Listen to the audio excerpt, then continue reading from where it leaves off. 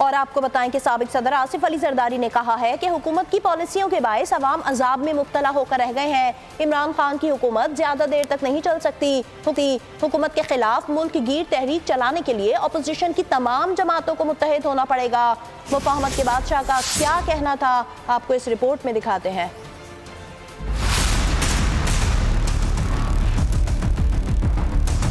अब नहीं चलेगी तब्दीली सरकार, मुफाहिमत के बादशाह ने कर दिया खबरदार। साबिक सदर आसिफ जरदारी कहते हैं हुकूमत की नाकाम पॉलिसियों के बायस अवाम अजाब में मुब्तला हैं।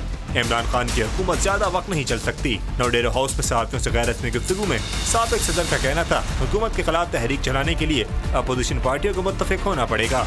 इमरान खान सियासतदान है ना जमींदार और ना ही ताजिर हैं, इसलिए मसाइल को समझ नहीं सकते। पीपल्स पार्टी का शरीक चेयरमैन आसिफ जरदारी का कहना था वफाकी हुकूमत की नाकाम पॉलिसियों के बायस अवाम को शदीद मुश्किलात का सामना है।